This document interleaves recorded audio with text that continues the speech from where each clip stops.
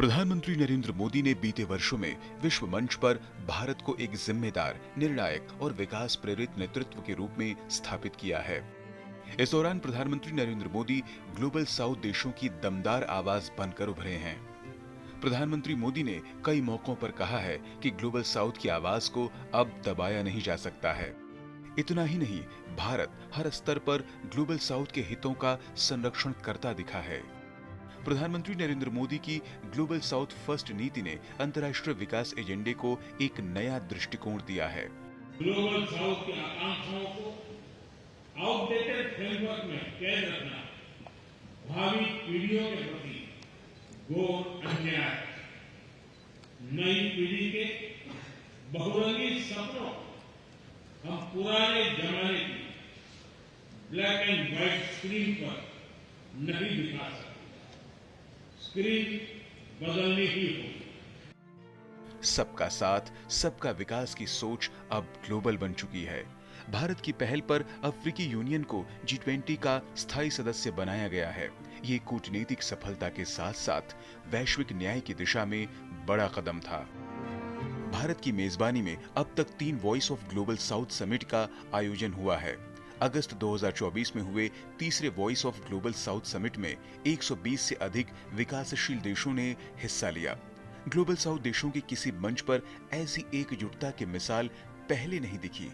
प्रधानमंत्री मोदी ने इस सम्मेलन में एकता और साझा विकास पर जोर देते हुए ग्लोबल साउथ के देशों से अपील की कि वे एकजुट होकर बोलें, साझा चुनौतियों का सामना करें और मिलकर एक न्यायपूर्ण, समावेशी और टिकाऊ भविष्य की दिशा में काम करें।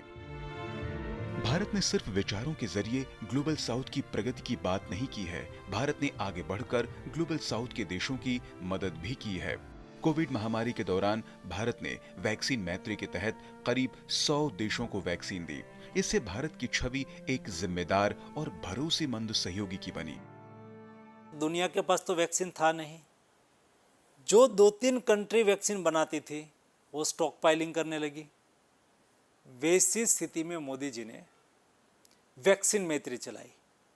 दुनिया को ये एहसास हुआ कि इंडिया एक ऐसा कंट्री है जो हमारी मुश्किल स्थिति में हमारे साथ खड़ा रहता है। तकनीकी सहयोग से लेकर स्कॉलरशिप तक भारत ने ITEC जैसे कार्यक्रमों के जरिए एशिया, अफ्रीका और लैटिन अमेरिका में कौशल विकास और क्षमता निर्माण को बढ़ावा दिया। जलवायु परिवर्तन जैसे संकट के समय अंतर्राष्ट्रीय सौर गठबंधन की अगुवाई कर PM मोदी ने उष्णकटिबंधीय देशों में अक्षय ऊर्जा की अलख जगाई। भारत की विदेश नीति में प्रधानमंत्री मोदी का दृष्टिकोण साफ है कि आत्मनिर्भर होकर अपनी आवाज रखना है। रूस यूक्रेन संघर्ष, जलवायु परिवर्तन या वैश्विक व्यापार जैसे हर मुद्दे पर प्रधानमंत्री ने भारत के साथ साथ ग्लोबल साउथ के हितों को प्राथमिकता दी है।